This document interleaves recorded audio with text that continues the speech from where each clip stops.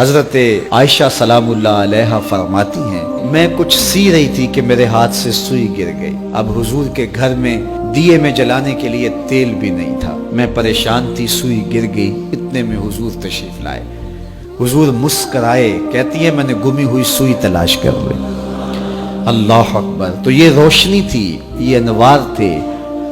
اللہ اکبر! اذا ضحک یتلالأ فی الجدر، جب حضور مسکراتے تھے سامنے والی دیواروں پہ عکس پڑتا تھا۔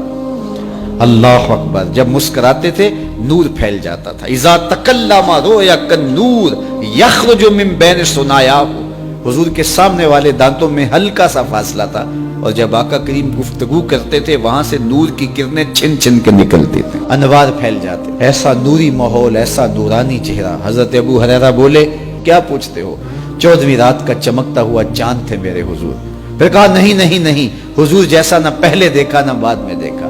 حضرت حسان بن ثابت پاس کھڑے تھے، کہا دیکھتے کیسے؟ کسی ماں نے جنم دیا ہوتا تو دیکھتے۔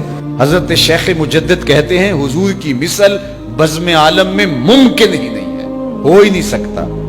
کیا وہ خوش نصیب وادیاں تھیں، کیا وہ خوش بخت پہاڑ تھے بنو سعد کے، جہاں حضور نے زندگی کے ابتدائی سال گزارے۔ اللہ اکبر! حضرت حلیمہ سعدیہ کہتی ہیں جب میں حضور کو گھر لے گئی تو میرے گھر میں روشنیاں آ گئیں۔ باقاعدہ عورتوں نے کہا حلیمہ تو اتنی امیر ہو گئی ہے رات کو بھی دیا نہیں بجھاتی؟ بڑے امیر کبیر گھرانوں میں بھی رات کو لوگ دیا بجھا دیا کرتے ہیں، لیکن تو اتنی ہی امیر ہو گئی ہے کہ رات کو بھی تیرے گھر کا دیا نہیں بجھتا؟ تو حلیمہ سعدیہ نے کہا آؤ میں تمہیں بتاؤں میرے گھر میں دیا کون سا روشن۔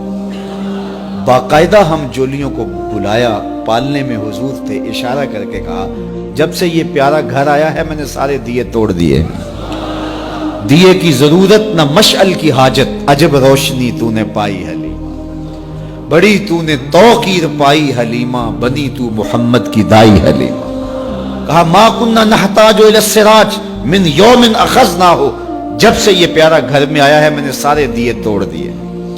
جہاں روشنی چاہیے ہوتی ہے حضور کو اٹھا کے اس کمرے میں لے جاتا ہے۔ بخت جاگے حلیمہ سعدیہ کے حضور ان کے گھر آئے۔ اللہ اکبر! جدھر سے گزرتے گئے نور پھیلتا گیا، انوار پھیلتے گئے۔